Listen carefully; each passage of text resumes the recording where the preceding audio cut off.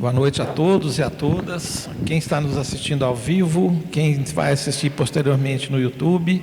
Cumprimento também a Gisele, minha companheira de hoje. Que tenhamos uma noite abençoada com muito aprendizado. Por que esquecemos as vidas passadas? Eu fui buscar aqui no Livro dos Espíritos a palavra deles para facilitar a nossa resposta. Pergunta 392. Por que o espírito encarnado perde a lembrança de seu passado? O homem não pode nem deve saber tudo. Deus, em sua sabedoria, quer assim.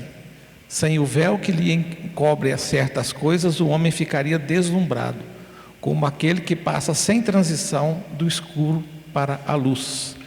O esquecimento do passado o faz sentir-se mais senhor de si.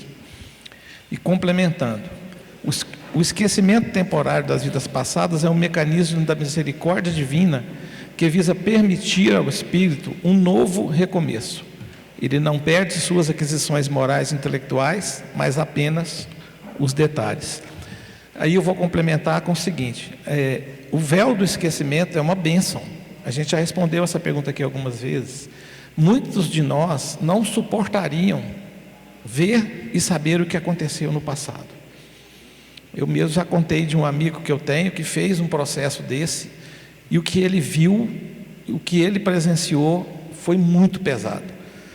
Ele era uma pessoa que estudou muito a doutrina espírita, então ele conseguiu equilibrar um pouco o psicológico dele com isso. Mas isso é uma bênção, gente. Hoje nós estamos na melhor versão de nós mesmos. Se nós estamos aqui hoje em busca de conhecimento, em busca de superar nossos vícios morais, em busca de superar os nossos problemas do passado, é porque nós estamos na melhor versão de nós mesmos. Então Deus nos dá o véu do esquecimento, a amnésia reencarnatória, para que nós consigamos viver uma vida mais tranquila e cumprir o que nós viemos fazer nessa encarnação. Boa noite a todos os presentes, aos internautas. Essa noite, como é de praxe, a gente vai ter um tempo para perguntas e respostas. Uma pergunta aqui: qual o papel do sofrimento na evolução espiritual? Nós sabemos, pela doutrina, pelos princípios doutrinários, da doutrina espírita, que nós temos um processo evolutivo pautado em diferentes leis. A lei da justiça, a lei da igualdade, a lei do amor. E aí a gente vai ver que um dos papéis dessa evolução é a gente transitar entre os mundos. A gente tem pluralidade de mundos e nós estamos atualmente no mundo que chama mundo de provas e expiações. Então, com certeza, será um mundo em que nós experienciaremos em menor ou maior grau o sofrimento. Não que seja de uma forma punitiva, porque nós sabemos da misericórdia divina, mas se hoje nós sofremos, é exatamente consequência de um processo pedagógico, do processo educacional, que a gente está passando por situações de vicissitudes em função de nossas escolhas anteriores, de nossos erros anteriores.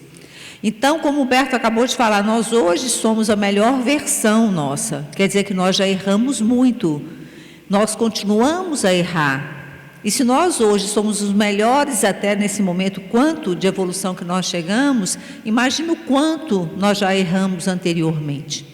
Então, o sofrimento, ele nada mais é, a dor nada mais é do que um processo pedagógico proveniente de uma misericórdia divina fantástica que nos possibilita inúmeras reencarnações para que a gente possa alcançar esse processo evolutivo. Então, se nós estamos no mundo de provas e expiações, é esperado que a gente expie, é esperado que o sofrimento venha. Uma hora ou outra, em menor ou maior grau, o sofrimento vai nos visitar.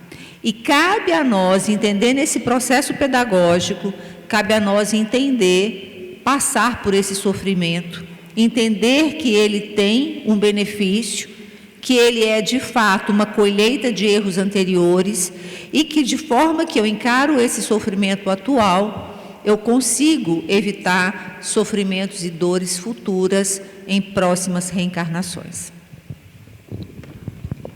Muito bem. O que quer dizer sobre combater a ideia do materialismo? Primeiro eu fui buscar o conceito de materialismo para facilitar a nossa resposta, né? É uma corrente filosófica que afirma que a matéria é a realidade fundamental do universo e que todos os fenômenos, incluindo consciência, o pensamento e a vida espiritual, podem ser explicados a partir de processos materiais, físicos e naturais, sem a necessidade de recorrer a causas sobrenaturais ou espirituais. A própria concepção de materialismo já morre em si mesmo, né? A gente estudando a obra espírita, a gente estudando um pouco de psicologia, um pouco de relacionamento humano, a gente vai ver que chega um momento que a ciência esbarra em pontos que ela não consegue passar, não consegue avançar. Não existe essa história, gente, de que aqui você nasce, aqui você vai viver, aqui você vai fazer tudo que você quiser, a vida acaba e acabou. Cadê a justiça divina nisso? Então quer dizer que uma pessoa que vem abastada, que vem com todas as condições de vida, vive uma única vida, e uma pessoa que não tem nada, que vive na miséria, uma pessoa que é saudável, outra que tem uma deficiência, que está com uma expiação pesada, que tem uma prova difícil, acaba aqui? Então o materialismo já morre aí porque o espiritismo matou a morte, matou o materialismo.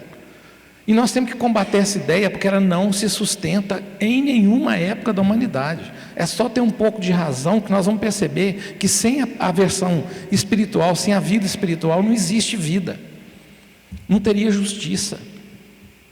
Não teria como Deus ser justo. Aliás, materialista nem acredita em Deus, né? Então assim, e eu não estou falando pejorativamente não, porque a gente respeita a opinião de todo mundo.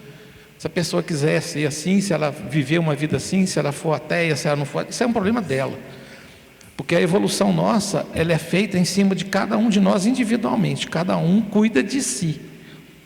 Só que a vida não tem sentido. Pensa para vocês verem. Uma vida, será que Deus nos deu uma chance? Uma única chance? Em toda a nossa existência? Onde é que está o sentido disso? E aqui dentro da doutrina espírita, dentro da nossa literatura fantástica, maravilhosa, a gente encontra sentido e resposta para todas essas questões, tudo. E a primeira delas é que nós viemos muitas vezes, nós voltaremos tantas quantas vezes for preciso, para que nós evoluamos da forma que precisa. Nós somos muito novos ainda, nós somos muito novos. Eu vi uma estatística outro dia, que até não posso confirmar se ela é legítima ou não, mas eu achei muito interessante, que foi através de mediunidade que foi mostrado que essa geração tem em média 50, 60 encarnações. Nossa geração. Para um período evolutivo de grandeza, de chegar a um patamar maior, são gastas 300 em média. Então nós estamos no começo. Que sentido teria? Eu venho, eu tenho tudo, e o pior, eu vou viver tudo que eu posso numa vida só. Eu vou gastar todo o dinheiro, eu vou me esbaldar, eu vou viver uma vida sexual desregrada, eu vou fazer tudo, porque agora é agora, eu não tenho nada depois. Não tem sentido. Se você veio na casa espírita, precisa saber esse tipo de conceito, porque a gente vê isso aí fora. E para mim, na minha opinião pessoal, é um conceito egoísta, porque não tem consequência, não tem causa e não tem consequência na cabeça dessas pessoas. Quantas vezes a gente já falou aqui que muitas vezes a gente queria que a justiça dos homens fosse mais efetiva, que certas situações que a gente vê, elas fossem corrigidas pela justiça dos homens, mas muitas não são. Mas essas mesmas situações que não são corrigidas pela justiça dos homens, são pela justiça divina. Quando passa por lado de lá, quando abre o WhatsApp lá, seu Instagram, nós vamos ver aqui, ó, vem cá. Então não tem sentido se não for dessa forma. Não existiria a bondade divina, a misericórdia divina, se a gente tivesse uma única chance. E não haveria evolução. Então, na minha modesta opinião, o materialismo já morre em si, já morre na própria definição dele. Essa próxima pergunta, Humberto já respondeu ela em parte. Existe evolução espiritual fora da Terra?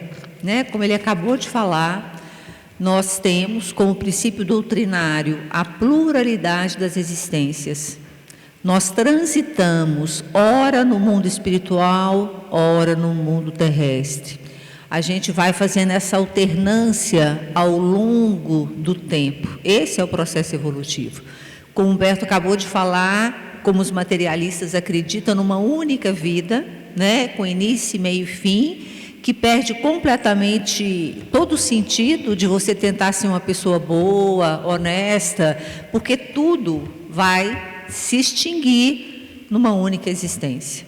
Então, a nossa doutrina, a doutrina espírita, e todos que adentram a doutrina espírita, que a estudam, precisam compreender os princípios doutrinários. E um dos princípios doutrinários básicos é a imortalidade da alma.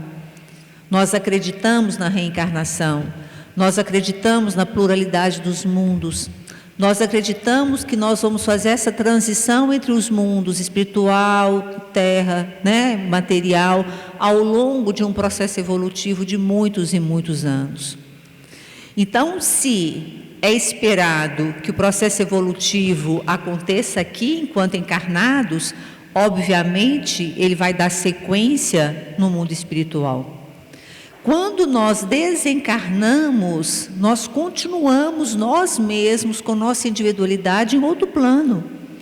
Temos acessos a palestras, a estudos, a guardiões espirituais que vão nos auxiliar da mesma forma que nós estivéssemos encarnados. Então, o processo evolutivo, ele é contínuo, constante. Ele não para porque eu desencarnei ou encarnei. É simplesmente a face de uma moeda. Mas eu continuo o processo evolutivo independente do plano que eu esteja, ou aqui ou no mundo espiritual. Quando alguém morre por um erro médico, há responsabilidade espiritual de quem erra? Olha a pergunta, hein? E quem morreu assim não seria injustiça?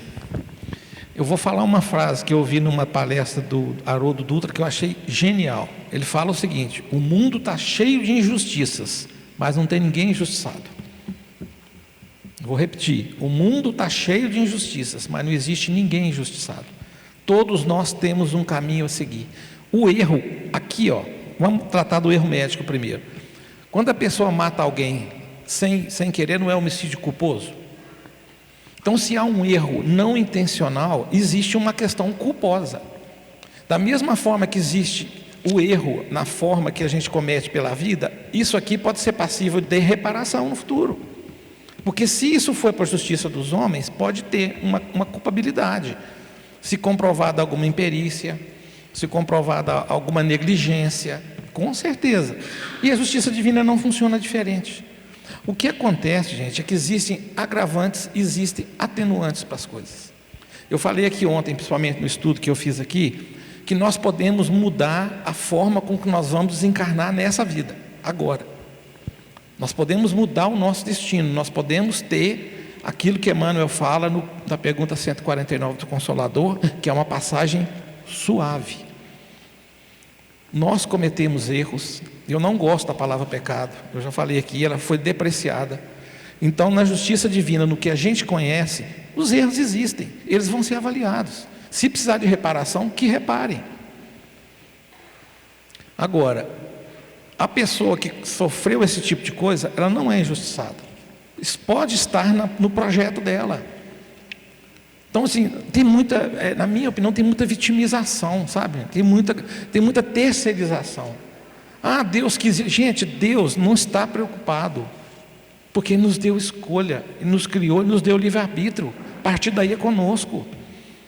Então, essa frase de se Deus quiser, por exemplo, que a gente fala automaticamente o tempo inteiro, ela não tem sentido.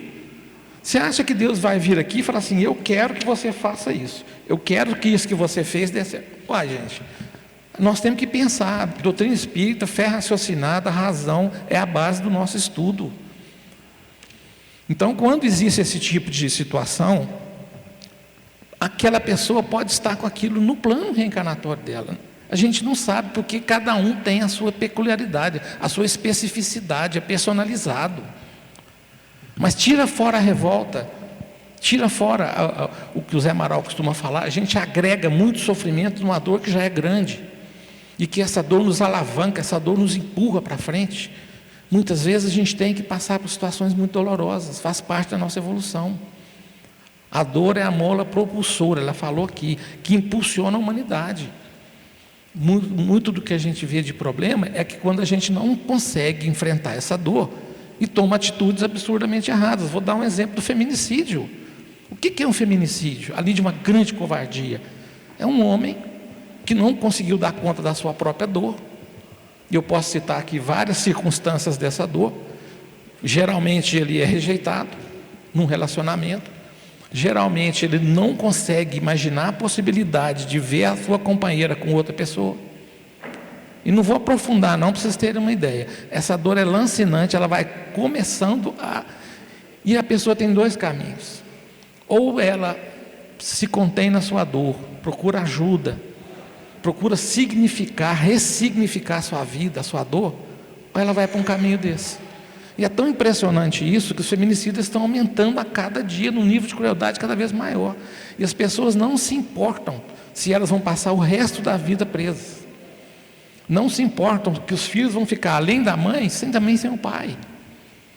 Então a gente tem que entender um pouco mais da beleza da criação divina, da beleza da evolução, gente. Entender e aceitar as coisas que vêm para nós com mais tranquilidade, por mais difícil que seja. Por mais complicado que seja, e principalmente, não enfrente a dor sozinho. Eu tenho comigo que se grande parte dessas pessoas cometem esses crimes hediondos, que a mente dominou e a pessoa não conseguiu se controlar, se tivesse uma ajuda de alguém, se tivesse como conversar com alguém, se parasse por 30 segundos com um pensamento racional, não aconteceria uma barbaridade dessa. Não aconteceria. Então, o mundo está cheio de injustiças, mas não tem ninguém injustiçado. Dando sequência ao nosso tema evolução, tem uma pergunta aqui. Espíritos podem regredir? Não. O nosso caminho é rumo à frente, adiante. Jesus fala, né? É preciso seguir sempre, um dia após dia, a gente tem que seguir, né? Existem algumas religiões reencarnatórias, principalmente dos Oriente, que acreditam em castas, né? Que acreditam que uma vez numa casta específica, você nascerá sempre naquela específica casta. Isso é uma forma de dominação, né? Existem as castas, a gente já viu isso em novelas, em filmes, né? A gente tem relatos de como funcionam alguns países que são reencarnatórios e que acreditam em castas dessa forma. A doutrina espírita não, nós acreditamos, né? Nós confiamos na misericórdia divina e nós sabemos que todos nós espíritos somos criados simples e ignorantes. E ao longo da evolução, nós vamos galgando cada vez mais níveis de virtude maiores, rumo à perfeição, rumo a essa perfeição relativa, que é nos tornarmos espíritos puros, que vem Deus em todas as coisas. Paulo fala com a gente, cuidado com as zonas de conforto. A gente pode perder inúmeras existências, inúmeras reencarnações, porque a gente não quer se haver com a nossa transformação íntima, com mudanças de hábitos.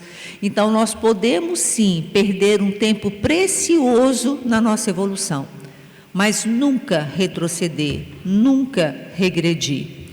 Existe uma história aí que fala, porque se eu não, né, fizer determinadas coisas, em próxima reencarnação eu posso voltar como animal, né? Algumas religiões reencarnatórias acreditam nisso. Nós não, né? A doutrina, ela deixa muito claro que o espírito nascido simples e ignorante, ele tende sempre à evolução. Reencarnação após reencarnação, se tornando melhor gradativamente. Humberto começou o estudo falando disso, eu falei, hoje nós somos a nossa melhor versão. Quer dizer que a gente vem caminhando, alguns mais rápido, outros mais lento, mas todos nós estamos caminhando rumo a essa perfeição relativa. E a pergunta próxima tem a ver com esse assunto, eu vou aproveitar e fazer. Às vezes fico com raiva de mim mesma por procrastinar coisas que deveria fazer. Como superar isso? Gente, é tão interessante isso, né? Como é que a gente faz para fazer alguma coisa que a gente não tem vontade? Se tem uma necessidade, se eu tenho que trabalhar, eu não acordo e vou.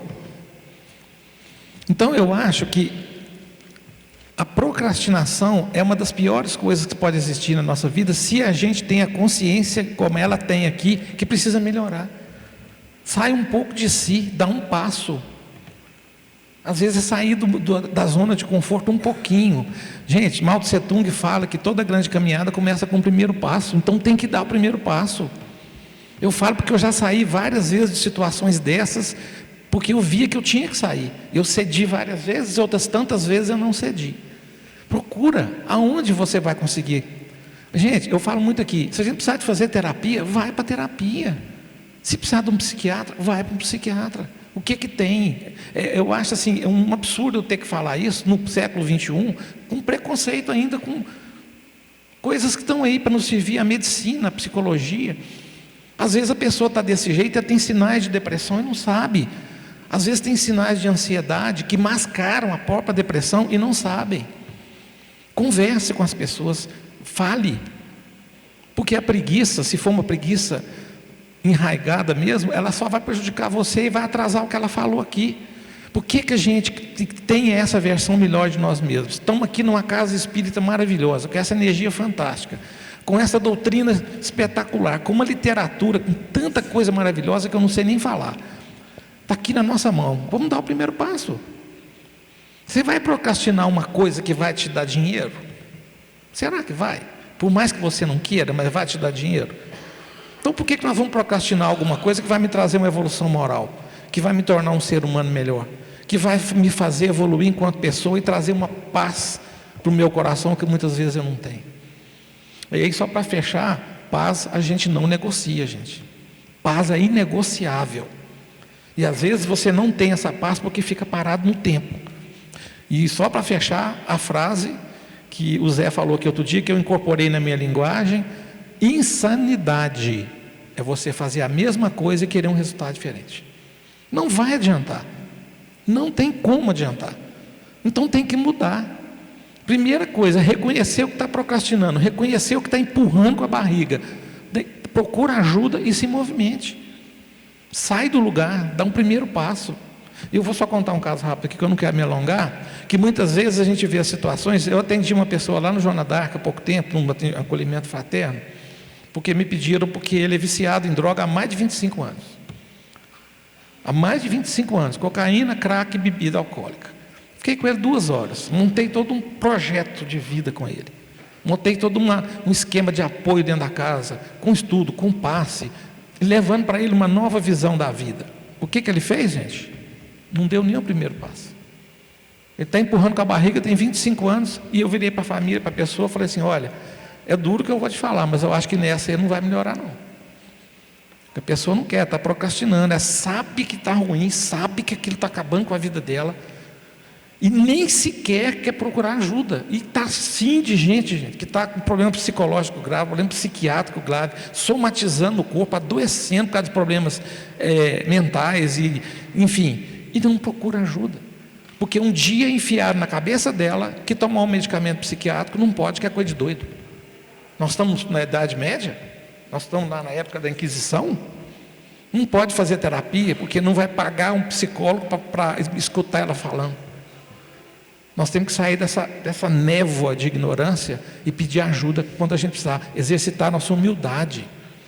Muitas vezes é o orgulho que não deixa a gente melhorar, e a gente fica procrastinando a vida, e quando chegar lá no final, a gente olha para trás e fala: puxa vida, perdi a chance da minha vida ser sido uma vida melhor, e de sair dessa encarnação melhor do que eu entrei. Por culpa de quem? Minha mesmo. É sempre assim. Tem uma pergunta aqui, bem dentro do tema que o Humberto acabou de falar, que é: tento ajudar uma pessoa viciada que sempre tem recaídas. Estou cansado. Será que devo parar? O que o Humberto acabou de falar da procrastinação e das mudanças necessárias no nosso comportamento, no nosso pensamento. Todos nós, todos, sem exceção, que estamos aqui no mundo de provas e expiações, no mundo de aprendizado, temos desafios a serem vencidos. E cabe somente a nós encararmos estes desafios e lutarmos, né, para que a gente acabe essa reencarnação, termine essa reencarnação muito melhores do que a gente iniciou. Então, quando a gente está no plano espiritual, a gente faz um plano reencarnatório. A gente senta com a espiritualidade, faz uns combinados, que na reencarnação eu farei isso, isso, aquilo, né?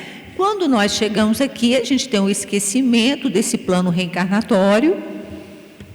E aí, quando a gente retornar ao plano espiritual, não será cobrado. E aí? O que aconteceu? Como é que foi? O que você conseguiu avançar?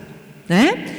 E aí a gente tem que ver que todas essas batalhas internas, íntimas, que é de cada um de nós, ela deve ser encarada, assumida, e a gente trabalhar para que a gente consiga alcançar, né, os nossos objetivos e vencer esses obstáculos. Um dos obstáculos difíceis que a gente tem na atualidade, e sempre existiu, mas agora a gente tem visto num grau bem grande, que são os vícios. Os vícios em drogas, os vícios em sexos, os vícios em comida. Atualmente apareceu um novo vício que está acabando com muitas famílias no Brasil, que é o vício em jogos. Hoje os jogos estão no celular, né? O vício, ele tem uma questão biológica muito importante. Existe um circuito que chama circuito de recompensa no nosso cérebro, que dá um retorno muito positivo de prazer. Então, todo vício, ele é carregado de muito prazer. Por isso, a armadilha, né, das pessoas que são viciadas em qualquer coisa. Porque o prazer é bom, o prazer é grande. E quanto mais ela se envolve no vício, maior é a necessidade desse prazer. Por isso que a gente explica as overdoses, por isso que a gente justifica pessoas viciadas em comida, pessoas viciadas em jogos, né? Mas a única pessoa que pode tomar a rédea, assumir o compromisso de abandonar um vício, é ela própria. Eu trabalhei no Sersan, né, 26 anos, acompanhei durante 26 anos a luta de muitos usuários de drogas. Por mais que a equipe queira, por mais que a família queira, por mais que essa amiga que fala que está tentando ajudar queira, nós não conseguimos fazer nada pelo outro, nada.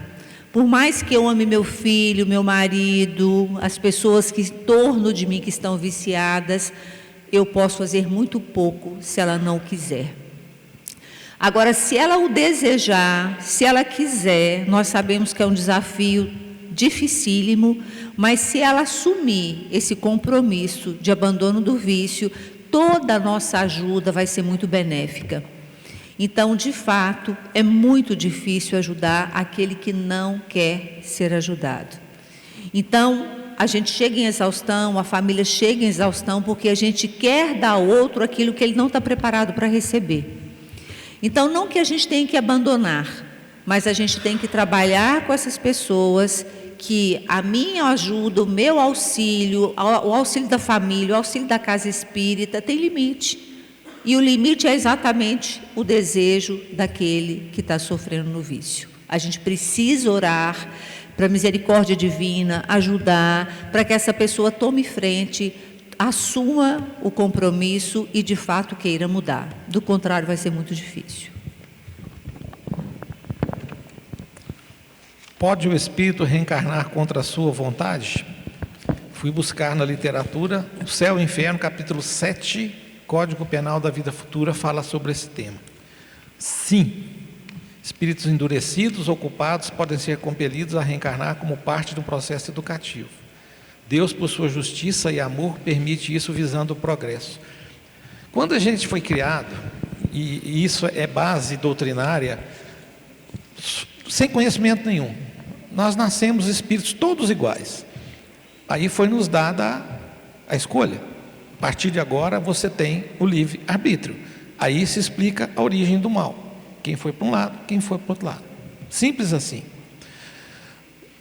Muitos espíritos invertem pelo caminho errado. O que a Gisele falou aqui sobre planejamento reencarnatório, para muitos espíritos isso não tem condição de acontecer com a participação deles. Porque estão endurecidos. A gente vê muito isso em reunião mediúnica. Muitos espíritos endurecidos, assim, raivosos, revoltados, aprofundados no obscurantismo da maldade. Como é que você vai fazer para esse espírito evoluir? Ele tem que evoluir, ele não vai ficar sem evoluir. Então, faz parte do projeto dele reencarnações compulsórias. O que é compulsório? Obrigado. E aí todo esse planejamento de expiação, de provas que ele tem que passar para evoluir, é feito pela espiritualidade. Se ele tem condição de participar e ajudar, ótimo. Se não tem, vai assim mesmo. Porque não é dada a nós a evolução não é facultativa. A evolução é obrigatória, só que ela vai acontecer no tempo de cada um. A perfeição da justiça divina está em cada ponto do que a gente fala disso. Toda vez que a gente escuta esse tipo de coisa e vai na literatura espírita buscar, você acha uma resposta. Impressionante. E nesse sentido, esses espíritos recalcitrantes, endurecidos, revoltados, que estão enfiados no mal, eles vão ter que reencarnar compulsoriamente.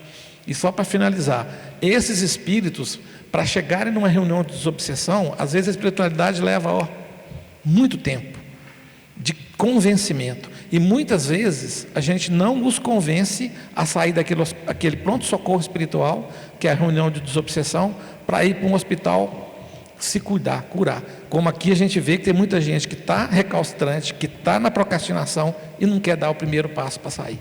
É isso. Chegou uma pergunta aqui de hoje. Perdi o meu filho há pouco tempo, porém estou com o coração leve. Estou com medo desse meu comportamento.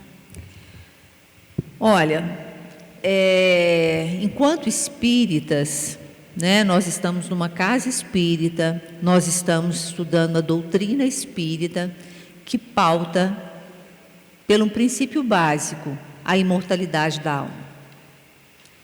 Nós não cremos na morte, porque ela não existe. O que é enterrado, o que morre, é um corpo físico, biológico, o nosso organismo, né? Que pode declinar-se pelo processo de envelhecimento. Nós nascemos, crescemos, alguns reproduzem e morrem, como qualquer outro animal. Né? Dentro dos reinos animais aí a gente tem, no reino animal a gente tem essa trajetória de vida, nascemos, crescemos, reproduzimos e morremos, ponto. Isso é o que os materialistas acreditam, né? Quando nós estamos estudando a doutrina espírita, primeiro ponto, a morte não existe. Então, se a morte não existe, o meu sofrimento, o meu luto, enquanto espírita, ele necessariamente tem que ser diferente de um luto de um materialista. Porque nós acreditamos que meu ente querido, que seja meu filho, minha mãe, meu pai, meu grande amigo, ele vive. Ele vive. Ele só não está se apresentando com esse corpo físico, orgânico, que findou. Seja por uma doença, seja por um atropelamento, seja por um acidente, ou seja até por autoextermínio, que é o tema que a gente vai estudar hoje à noite, na palestra. Então, se seu coração está leve, que bom. Que bom porque você compreendeu que ele está vivo. E que bom que quando você apresenta um coração leve, é que você tem recursos internos, psíquicos, para viver de cabeça erguida o luto. Porque todos nós que perdemos entes queridos sabemos o quanto é difícil. É um buraco, né? Quando eu perdi meus pais no Covid, eu perdi os dois juntos no mesmo dia, com 2 horas de diferença. Parece que é um buraco que te atravessa, né? Aquela dor, mas você compreende que o que foi esse corpo físico que foi declinado por uma doença, por um vírus. Mas eles, enquanto espíritos imortais, persistem, vivem. Então, quando o seu coração está leve, que bom. É sinal que você, né, compreendeu qual é a proposta nossa enquanto espíritos. Ele está ali, só que ele está no mundo espiritual nesse momento. Acabou que a pergunta que apareceu aqui, eu posso complementar com a resposta da outra que eu disse aqui sobre as reencarnações compulsórias. Existem espíritos que não querem evoluir? Aí eu fui no livro dos espíritos, pergunta 120, e os espíritos falam assim: todos os espíritos passam pelo mal para chegar ao bem? Pelo mal não, mas pela fieira da ignorância. Alguns se apegam ao mal por ignorância ou orgulho, resistindo ao progresso, mas com o tempo todos serão conduzidos à perfeição pela lei divina. Eu acho que eu não preciso repetir, né, o que eu já falei anteriormente, mas todos vamos evoluir, querendo ou não. A próxima pergunta, ela vai de encontro ao que eu acabei de responder. Eu e meus filhos sofremos muito com saudades do meu marido, que morreu há algum tempo. O que faço? Né? É uma sequência da resposta anterior que eu estava falando. O que nós podemos fazer enquanto entes, né, com saudade, entes que sentem essa falta, né, da presença física, é exatamente tentar entrar em conexão com essa pessoa através de oração, através de solicitação à misericórdia divina que ajude, né, a espiritualidade amiga, que nos auxilie nesse processo, né, dessa saudade que a gente sabe o quanto que é difícil, mas, né, o que a gente compreende é que não podemos lamentar, chorar, revoltar, né? É óbvio que a gente vai se entristecer pela saudade, mas nunca por revolta e por não entender o propósito dessa morte. Todos nós vamos desencarnar, todos, sem exceção, né?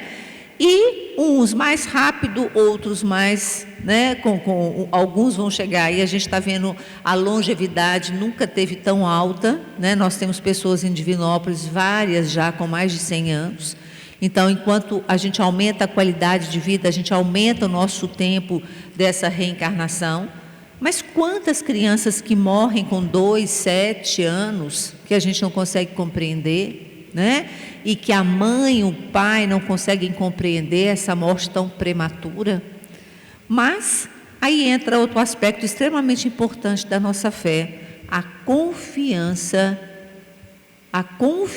no propósito, a confiança naquilo que é estabelecido e que é necessário, tanto para aquele espírito que vai prematuramente, quanto para aquelas pessoas encarnadas que ficam com essa sensação de saudade. O que não pode ter é revolta, e sempre que o sofrimento nos vem, nos visita, a gente faz aquela clássica pergunta: por que comigo? Por que na minha família? Né? A gente sempre faz esse questionamento, mas a gente tem que compreender que que é esperado que aconteça exatamente onde aconteceu. Parece que estão surgindo, todas puxando um assunto atrás do outro, mesma coisa. Olha aqui: mesmo querendo mudar para melhor, tenho recaídas, como superá-las? Quem não tem recaída, gente? Quem não bate com a cara no muro quase todo dia? O importante não é você cair, é você levantar. Assim, quando eu entrei na casa espírita pela primeira vez, eu comecei a ver tanta coisa maravilhosa que eu falei: gente do céu, como é que eu vou, que porta que eu vou abrir nesse troço aqui, né? Hoje eu já abri 1.500 portas. E o conhecimento, eu vou contar um caso rapidinho. O conhecimento e a superação está entre os maiores fatores de satisfação do ser humano, isso comprovado por exames científicos.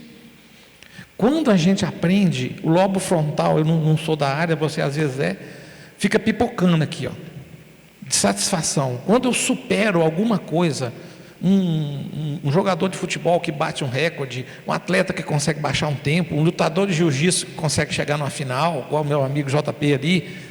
A sensação disso é espetacular. Todo mundo já viveu isso aqui. Então, o que eu acho é que a gente tem que trabalhar a nossa cabeça para que a gente não ceda a essa tentação da preguiça que nos jogar para baixo. É pegar naquilo que é bom, pegar naquilo que vai nos levar para frente. E se entusiasmar. Gente, vão ter dias ruins, lógico que vão. Vão ter dias que a gente vai estar... E aí eu faço só um alerta com a questão da depressão. Depressão é uma doença silenciosa, uma doença perigosa, e que muita gente não cuida dela. E que às vezes por trás de uma recaída, alguma coisa, tem alguma coisa. Eu não estou falando que estão todos os casos, óbvio. Mas estou falando que precisa pesquisar e precisa cuidar. Porque às vezes a questão é regular o humor, é procurar uma ajuda terapêutica, é tomar uma medicação que vai regular o humor também, por que não? E se for esse o caso? Então, o que eu penso? O importante não é cair, o importante é tentar se levantar. E não é palavra de coach não, viu? Que falam o tempo todo aí que você é... Não, é superação de você mesmo. É superação de você mesmo. Não é receita de bolo que a pessoa fala, eu fiz, você tem que fazer. Eu levanto 5 horas da manhã, já corri 15 quilômetros, já nadei uma piscina olímpica, agora estou aqui. Está nada, tudo é balela. A coisa é a gente com a gente mesmo. É buscar no fundo da alma alguma coisa que te motive.